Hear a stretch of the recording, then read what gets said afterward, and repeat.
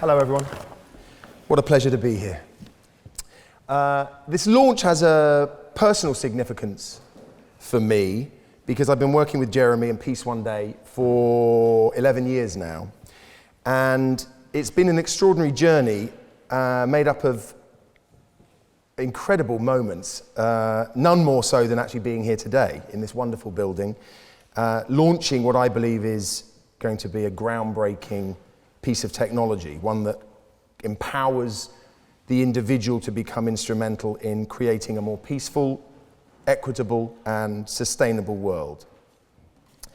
What first drew me to Peace One Day was the idea that film, a medium which I obviously work in one capacity, could be used in such an educational, proactive, and far-reaching way that the medium could really be effective also in bringing about social change. As many of you may know, Peace One Day documented the journey towards establishing an annual day of global ceasefire and non-violence on the 21st of September via a United Nations General Assembly resolution in 2001. In 2007, Jeremy contacted me to ask if I'd be willing to say a few words on film, which I was happy to do. And during the meeting, this is actually documented on film, during the meeting I learned that Jeremy was about to go to Afghanistan with the assistance of the United Nations to try and build support for Peace Day and see what kind of observance could be generated there. As the conversation goes on, we realized that I was free on those dates, and Jeremy was, he asked if I might join him to draw attention to what he was trying to achieve, to what Peace Day was trying to achieve. I don't know whether it was because the camera was on me, but I agreed. And before I knew it, I was doing a UN Department of Safety and Security online training course, which is a requirement for anyone going into an area of conflict under the auspices of UN. And let me tell you, it's not for the faint-hearted. It gives you instructions of what to do if kidnapped, how to survive in the desert, how to make smoke signals and fire signals, what to do with your mobile phone so as not to be tracked, so on and so forth. It was an extraordinary experience. What Jeremy and POD were basically trying to do was create a ceasefire in Afghanistan on Peace Day.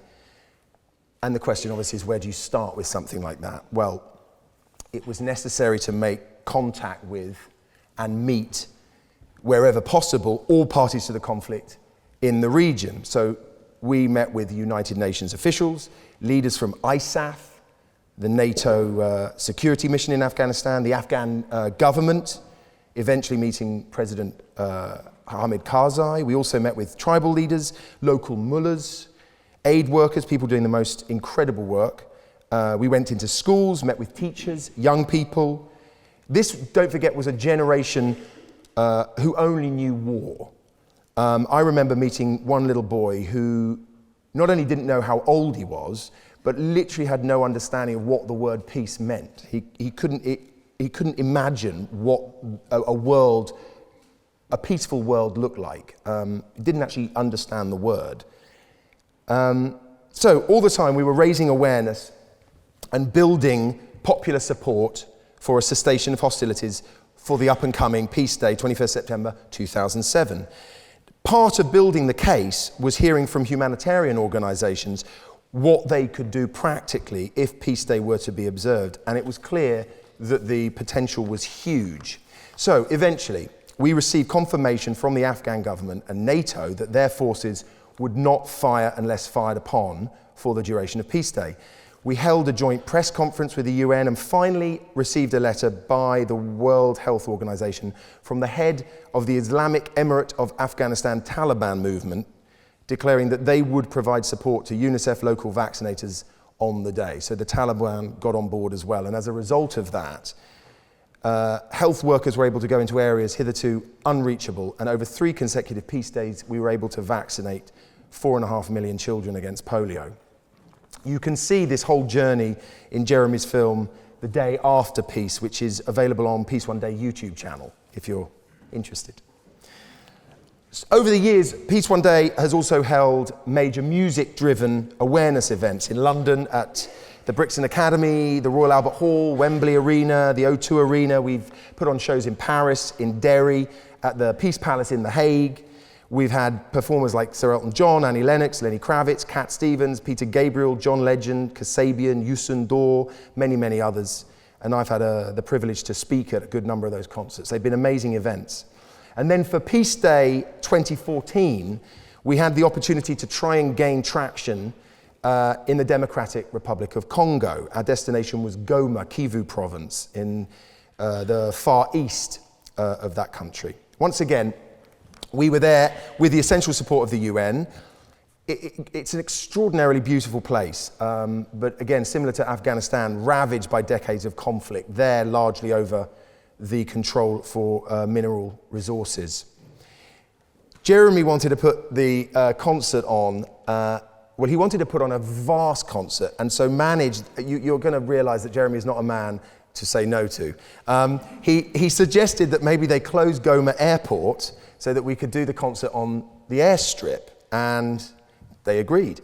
And we pulled in, as a headline act, the hip-hop artist Akon, who in Central Africa is a superstar. So the DRC was buzzing, and the show came together. 40,000 people gathered on the airstrip, and it was unlike anything I've ever experienced. It was extraordinary. But most importantly, the concert raised huge awareness for Peace Day, and there were countless initiatives in support of the day across the country, in schools, universities, by the government, and by United Nations offices. And really, that's what all this activity is doing. It's generating awareness that manifests action that decreases violence and ultimately saves lives, and hopefully awareness that creates behavior change. For Peace One Day, that change has been on a massive scale, and through McKinsey & Company, who support Peace One Day with data around Peace Day, we've estimated now that around 1 billion people are aware of the day, and that brings us to the purpose of today's event. We're launching today Impact Profile, which is a new app that will set the standard, we hope and believe, in showcasing and measuring the positive action of individuals and organizations throughout the world on social media for social good. The app is aligned with the UN's global goals. These are 17 goals that address the most pressing issues that we face as a global community, and it's individual action that will ensure the survival of humanity, basically. A conventional CV obviously is very useful, and there's a place for that on the app, but this is more about who you are as a human being. What are your values? What does one believe in? What do we put our heart and soul into? And the app showcases an individual's actions for a better world. And that's what I find so exciting. And we're here in Oxford today because the university is about the Socratic method, not about giving people answers, but about drawing truths out of the individual uniquely expressed. And we're inviting the students of Oxford University to become pioneers of this app and join us on the journey to make Impact Profile the best it can be. So go to the App Store or Google Play if you're on Android, type in Impact Profile, download the app, use it, but also please talk to us, relate to POD. This is a first release, so it's not a finished product, it needs your input. And tell us how to improve it. Help us shape it over the next few months and beyond. Thank you for having me. Thank you for listening. It's a real privilege. Thank you.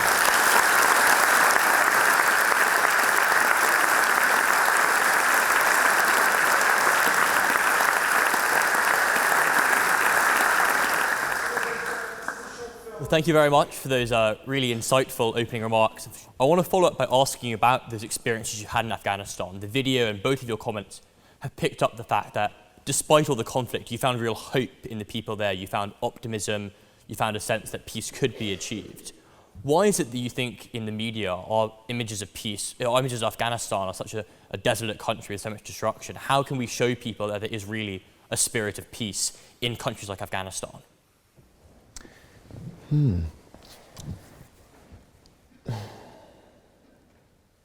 It's a very tricky question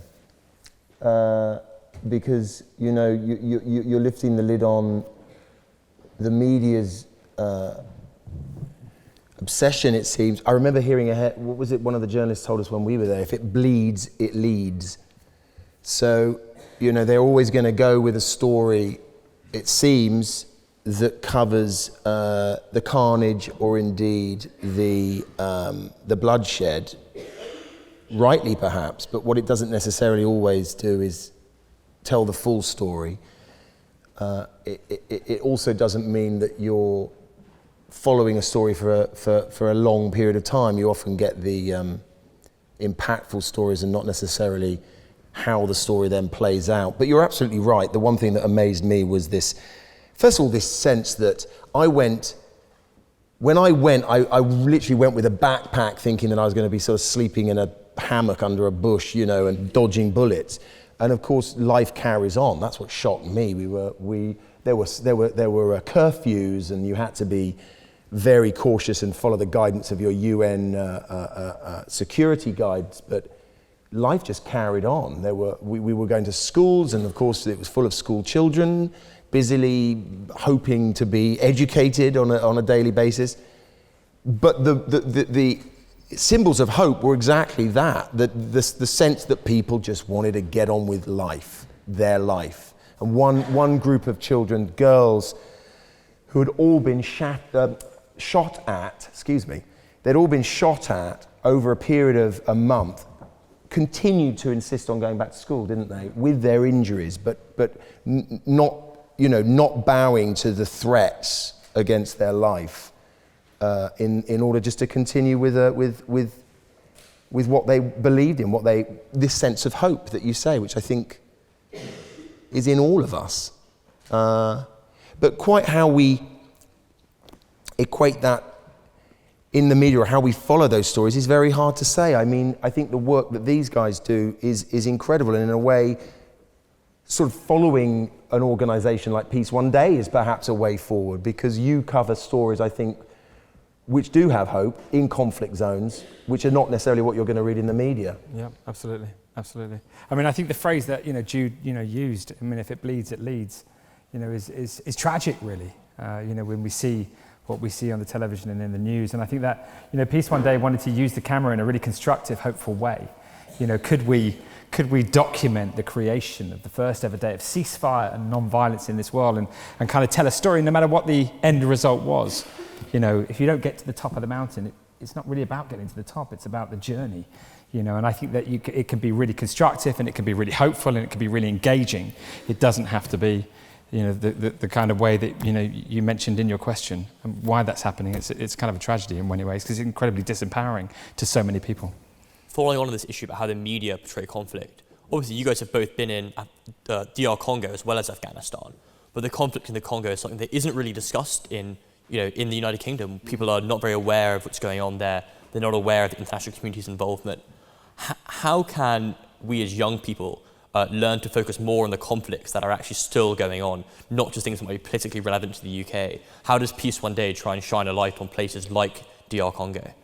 I mean, I think it's interesting. We're talking about DR Congo and Afghanistan, and of course people can find out information about both of those locations through all sorts of ways. I mean, you can find the information if you want to, and of course people can make that choice. But I think that one of the most interesting things that I discovered on this journey is that 95% of the violence that's going to happen today is going to happen in our homes, communities, schools, and places of work. That's the reality. 5% of the violence that happens today will happen in an area of conflict. And therefore, there's a wonderful opportunity for us all to become engaged in the process, to manifest a more peaceful and sustainable world. And if we're going to lift the level of consciousness around the fundamental issues that humanity faces, it's going to be because we all engage. And so, I think it's interesting that you talk about those two locations, and rightly so. But if we really want to talk about conflict, it's right around us, wherever you are, and there lies the opportunity for all of us as individuals to make a difference. And of course, that's why Impact Profile has been built. When you're on the ground in countries like Afghanistan or DR Congo, do you still have people recognizing you, coming up to you, trying to get signatures and selfies? Or is it much more anonymous, actually, with people who haven't had exposure to Western media in the same way? Much more anonymous. Is that refreshing in some ways? Yeah, I suppose so, yeah. I mean, there, you know, the areas that we've been in and the people that we visited them with means that we're often surrounded by aid workers and UN people that work for the UN, and so there are international crowd, and they tend to know my work. But no, they're not screening. They're not screening many of my movies in Afghanistan at the moment. In the film clip we just saw, Jeremy, you talked about how much cynicism there was when you first embarked on this project, about having a day of peace recognised. What was the sort of breakthrough moment that led you to be able to get to people like Kofi Annan or Sir Jeremy Greenstock, the British ambassador to the UN? How did you really get your foot in the door? Well, listen, we started 19 years ago and we had nothing. I mean, we literally had nothing. My mum's here tonight, and she lent me her spare room, and we were all volunteering and just in those days sending out letters, raising money, playing guitars, doing whatever we could to raise a few quid to get a stamp and an envelope and send it out. And we were sending out thousands and thousands of letters that way. And at the very beginning, when you want to create a day of ceasefire and non-violence and have it voted by every single country of the world, then there's an obvious place. That's the General Assembly of the United Nations. That's the room, where if you're going to get it done, that's where it's going to be voted. So we started sending letters out to everyone, governments, Nobel Peace Prize winners, NGOs, mayors. And thank you to the Lord Mayor of Oxford for coming here today, but incredibly important individuals. The Mayors for Peace Network is an incredible network, 140 countries, I think about 7,500 cities. So basically you find these incredible individuals and organizations, and quite quickly the break was that His Holiness the Dalai Lama wrote a letter to me quite early on, really early on, saying this is a really great idea and you should come to India and we should talk about it. It was incredible. And then the next letter, which was very similar in a similar time period, was from Dr. Oscar Arias, who was also a Nobel Peace Prize winner and, of course, president of Costa Rica, which is an incredible country with no army.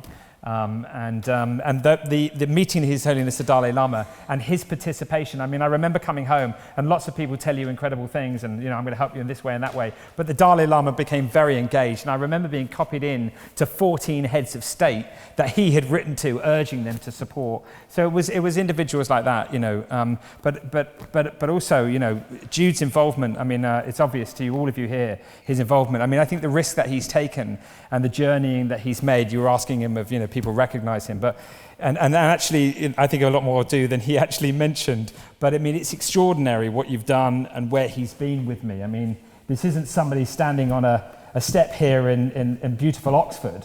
This is somebody who's really been out on the road in the most incredible, profound way and helped me open doors that I would never have been able to open before. So, I'm immensely grateful to him for what he's done. You often speak about how so many people are aware of Peace Day now, over 1 billion people.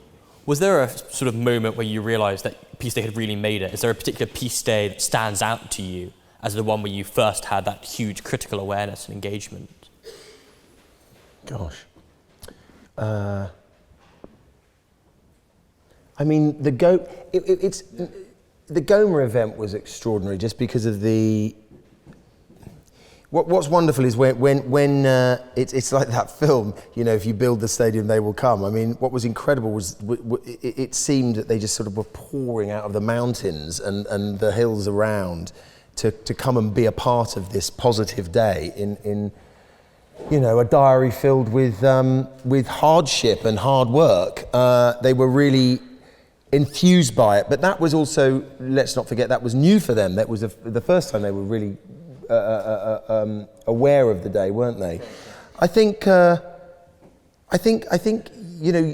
that you tell me about schools around the world sending in information that they celebrate it annually, or indeed the fact that what was it were you in Paris recently with nurseries? Yes. Who are now going to enter it into their syllabus? Yes. Little things like that. The idea that a new generation are going to grow up with an awareness of it, just from infancy, I think is a huge turning point.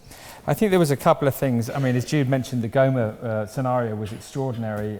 Raising awareness across the Great Lakes. I mean, it was in Goma, but actually, the continent and particularly that area knew that the 21st of September was there. There was thousands of activities, thousands, as a consequence of the lead up to that moment. I think Afghanistan was, creating a day was one thing.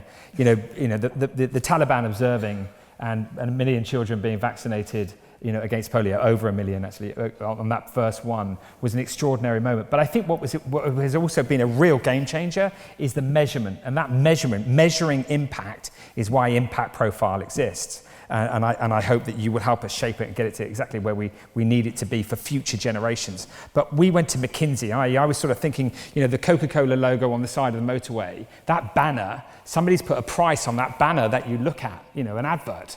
And I was thinking, well, how do they know somebody's looking at it? I mean, what's going on here? So the methodology of that was something that we utilized around the day, i.e., how many people were being exposed to the day, how many people were aware of the day, and what would be the behavioral change on the day, i.e. less violence. And it was measuring the impact of the day, which was so extraordinary that, last year, or the year just gone, there was over 2 billion people exposed globally to the 21st of September. There was 1.1 billion people who are now fully aware across the entire world that the 21st of September is a day of peace and day of ceasefire and non-violence. But most importantly, what's incredible is the behavioral change. Around 18 million people not being violent when they would have been if such a day hadn't existed. That is incredible. It blows my mind. And it's what makes us so excited to continue this journey to raise awareness of this day. 18 million people not involved in violence when they would have been, in homes, in communities, in schools, and in places of work. And it's that measurement, the importance of measurement, that made us realize, hang on a minute, we can create a profile for an individual which measures the impact that they make in the same way that our education is so profoundly important, and that we measure our results, and that helps us on our journey. Why isn't our impact and our values another pillar to the pillars that our world views us and says, you're right for me? Fantastic. Well, let's have a system that actually measures us for other aspects of the incredible important work that we do, because it's actually individual action that will deliver on the global goals of the world. It's individual action that will save humanity, and let's collectively do that together, not just for one day, but for every day. And it's a dialogue, isn't it? Because if you have an impact profile that you're proud of, that you think reflects you and your actions, equally, if you're going to a job or looking for a place in a school or a university, you can ask them for theirs. Because, it's like I say to young actors, they always say, I'm so nervous in auditions. And I always say, well, don't forget you're auditioning them. You go and meet a director and they're rude or disrespectful, you don't want to work for them. So part of it goes both ways. So you go into a company or a university or an organization and saying, can I see your impact profile? What kind of proactive stuff are you doing? Yes. Are you suited to me? I mean, I think that's incredibly right. I mean, that's absolutely the point, isn't it? The paradigm shift that has seemed to have occurred in some aspects of the corporate sector in terms of we're about impact and values. Look at the words that Paul Polman, the CEO of Unilever, is using on a daily basis. They're all about impact and values. Well, if that's true, then wouldn't you be looking to recruit people who share your impact and your values? And if that's the case, then why don't we have a mechanism to measure and look at that? Absolutely, and in fact, it's young people, it's individuals that have shaped Unilever and other corporations to do exactly what you're talking about, because they know that if they don't, there's no way that we're going to go and work for them. And that's the point you just made. We're not going to work for people who aren't about making a difference in this world. It's not just about money. So obviously, the expansion to the Impact Profile app is something quite exciting and quite different from just the Peace Day. It's about more broader engagement in social activities and activism and community support. What sort of inspired you to take that decision to expand this new area, to launch the app and to be an ambassador for that? Was that a change from what you'd done before, or was it just a natural development? Well, you should, yeah. Okay. I think that the question is why? Why have we moved to this? Well, I think we've moved to this because technology is giving us the opportunity to do so. I mean, technology is a real key. There are lots of things that are going to help humanity survive. Technology is clearly one of them. And so I think we wanted to make sure that we could utilize it in a constructive and positive way, in the same way that we have with film. And I think that when we measured one day and we saw the results of one day and the impact of one day, it seemed obvious that we should try and turn that into 365 days of impact, not just one. And I think the third point is that the individual is so crucial the global goals, and we know about the Sustainable Development Goals, and I'm sure all of you are very aware of them. They are the greatest goals the world has. They're fundamentally important that we get them right. If we heat up too much more, it's a tragedy for humanity, and I know that we're all incredibly concerned about that. So individuals play a crucial role. The governments will not get this right by themselves. We have to participate. And if we're going to participate, then we should have a place which holds that legacy of our own individual impact. And that actually, like a corporate having a benefit of doing good, for the world, why shouldn't we also have a legacy? That would then help us with our internships and getting into the universities that we want to get into and working for the companies that we want to work for and inspiring our children. They say, hey, Dad, I love your impact profile. And I go, well, I love yours. That's an incredible thing. We're doing a great job because really, if that's what happens, we can change things. And we really all need to participate if we are going to change. And so it was natural to make it happen. Fantastic. Well, I'd like to move on to some questions from the audience now. So if you have a question, please put your hand up and then wait for the microphone to come to you. And you're welcome to pitch questions to Jude and Jeremy both, just to Jeremy, just to Jude, about Peace One Day, the impact profile, as well as Jude's work in his career. So please put your hands high up in the air and we'll look to call on people. Yeah, let's go to the hand at the back there.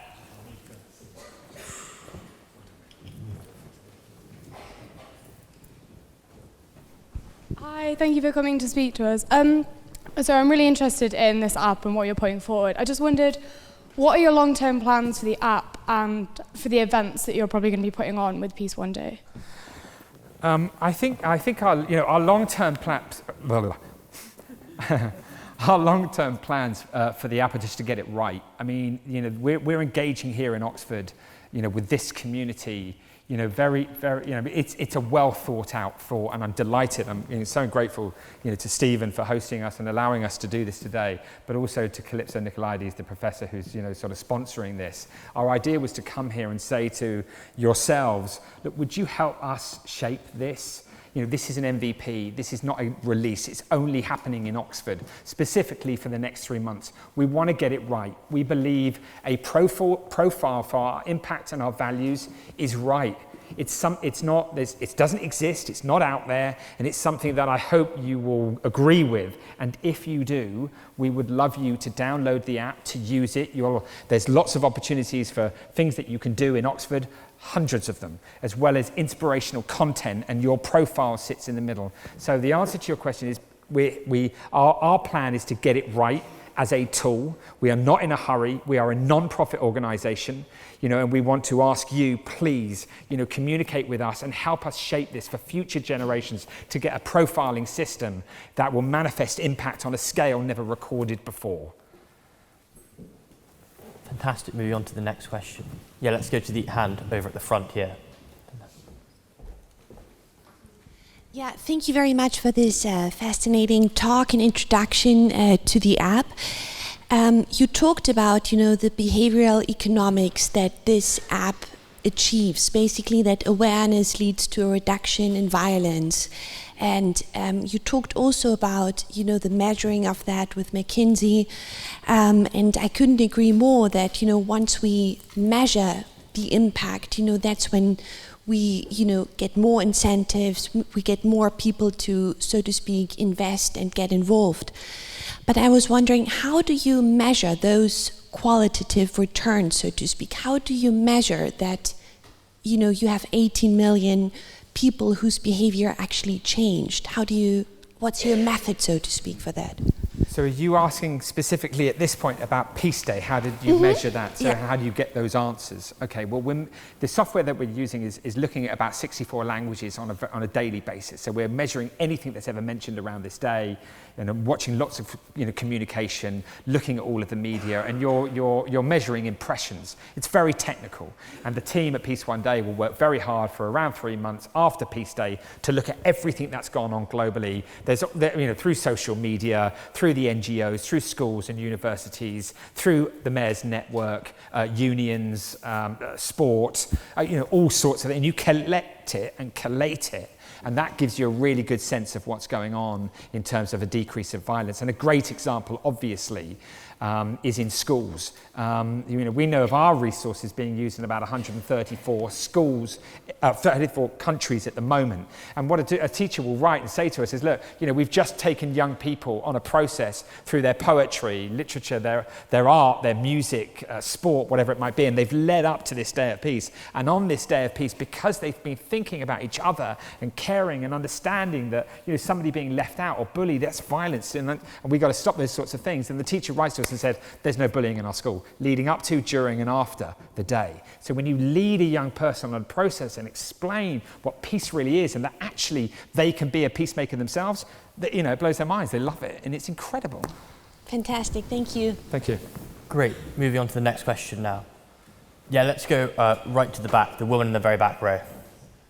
Hi, thanks for coming. I just wanted to find out, for countries such as, for example, DRC or other countries in Africa, how would you measure levels of impact there? Because obviously it's quite difficult to collect information in such places. Yeah. Well, the African Union, the OAU, I met individuals from the Organisation of African Unity, as it was then called. Salim Ahmed Salim was the Secretary General running it at the time, and I met him at the Arusha Peace Talks with Mandela.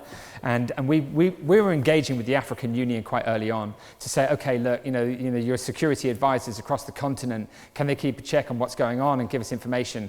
And the African Union was immensely helpful. And then we would communicate with individual NGOs who would be carrying out activity. And we're talking about hundreds of NGOs, obviously, globally, internationally, who were operating and doing work. And then we would communicate with schools, within the communities and talk to them about what had gone on.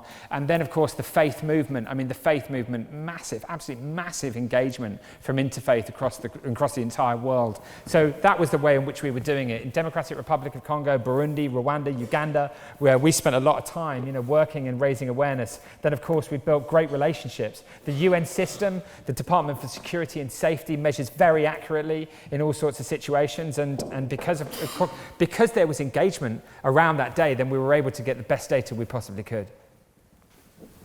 Fantastic. Yeah, let's go to the gentleman here. Good evening, sir, and thank you for explaining the concept of POD. That's really interesting for us.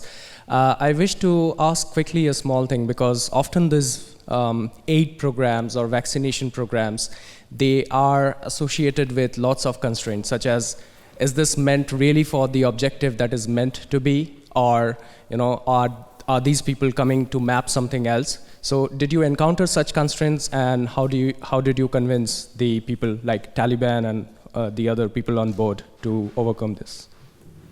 Yeah, our organisation sort of works differently.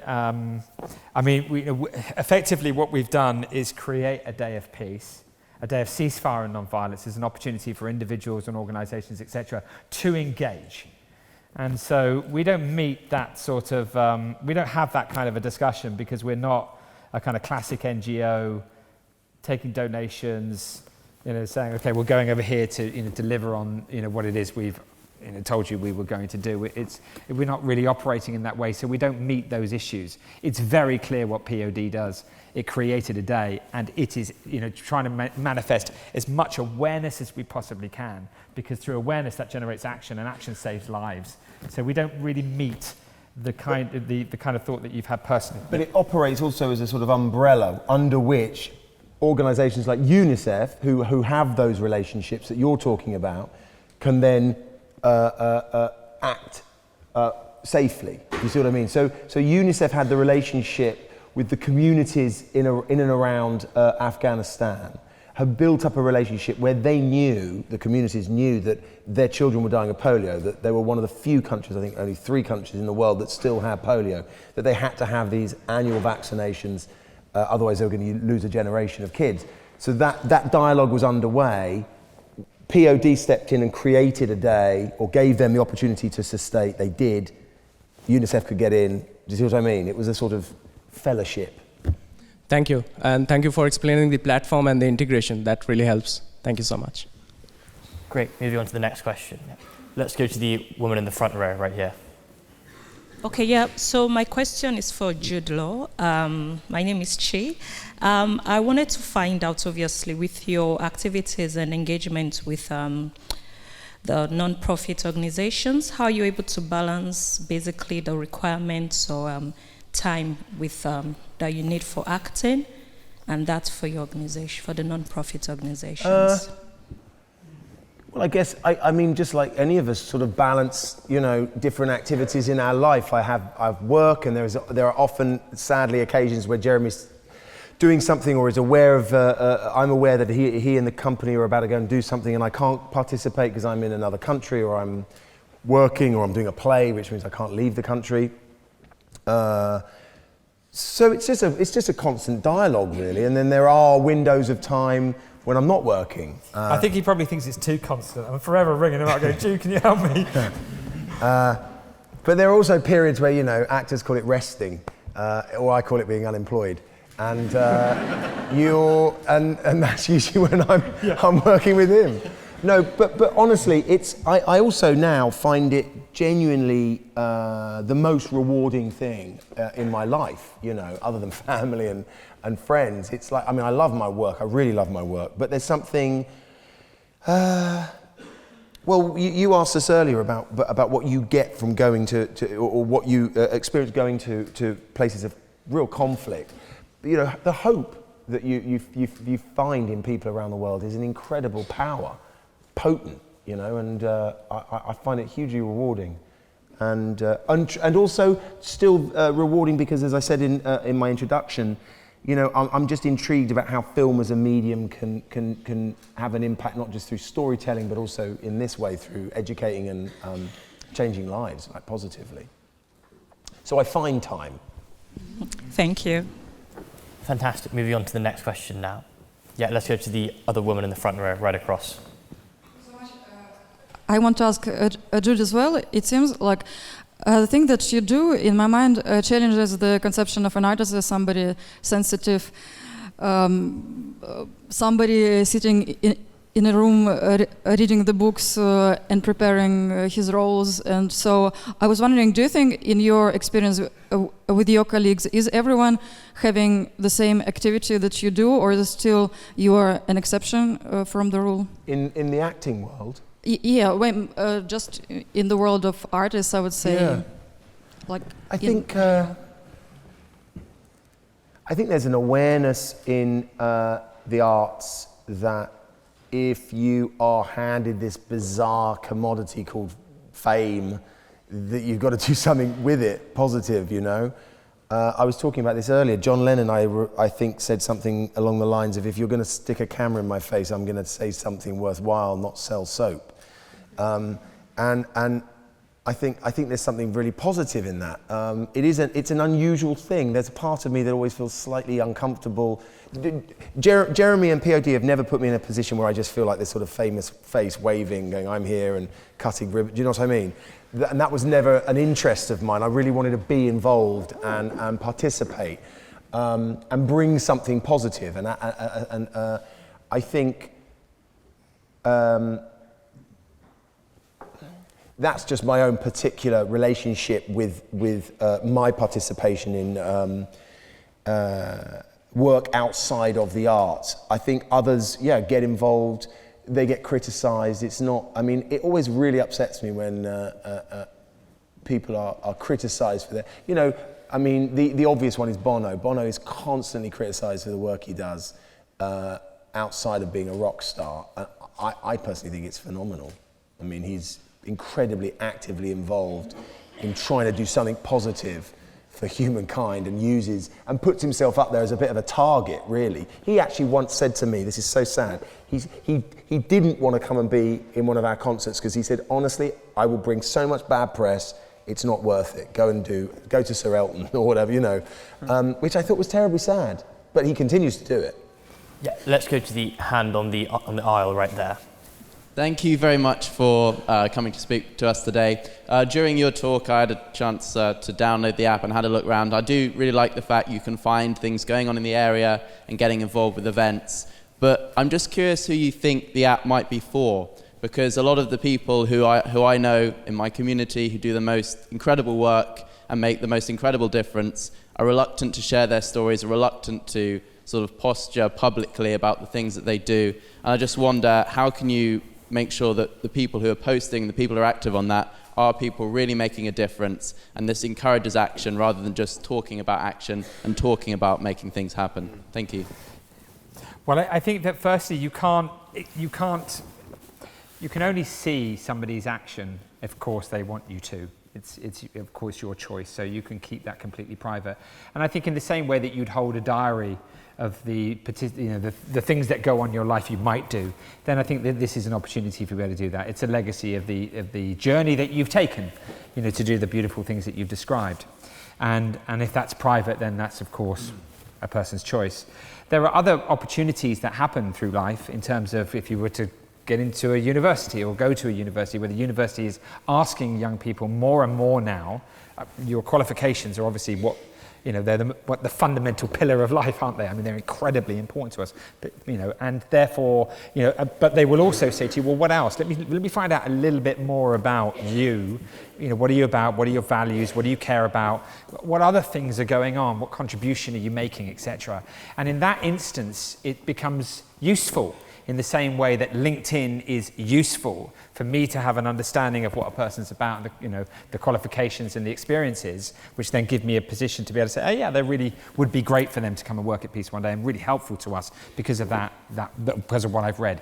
Equally, you would then be able to do the same with Impact Profile. We're an organization that's about impact. So if there was a profiling system about impact and values, it would be something that we looked at as well as somebody's qualifications. That would really help us, get the kinds of individuals that we need as an organization to be able to flourish and deliver on, humanitarian assistance or whatever it might be. So I also think that there's some situations where you might want an internship where, that opportunity for that person who's making that choice is going to be interested in that. And equally, there are corporations, businesses that we want to work for who as well will be able to say, hey, the Impact Profile film that you can see on impactprofile.org also talks to the head of recruitment for the United Kingdom, Anne Swain. And for some in the world of recruitment who are trying to place individuals successfully, then it's a really useful tool to be able to kind of do that. So we see it being useful in all kinds of ways, in the same way a CV is. I think it's just another version of that. A kind of, a human being is a kaleidoscope of color, and our academic skills are a large portion and an important part of that. But there's other parts that when we look through that kaleidoscope, give us a greater picture of that, whether that's somebody we socially want to hang out with or whether we want to work with them in whatever capacity that might be. Great. Let's take one final question. So please, if you do have a question, do put your hand up and let's try to get yeah. Let's go to the hand right here near the front. Thank you for this talk. And in regards with what you've just said, don't you think there's going to be a danger of people doing something good just for the sake of ticking the box rather of doing something really good? And how, if this happens, how can you tackle this? I mean, personally, if somebody's doing something good, like good news, I mean, like, hello, well, then that's a marvelous thing. So, I mean, so the answer to your question is whatever. I mean, like, you know what I mean? Like, something good just happened, let's celebrate it. Well, Jeremy, Jude, thank you so much for joining us today. Thank you, mate. I'm afraid Thanks. that's all we had time for, but I hope you really enjoyed it. Thanks.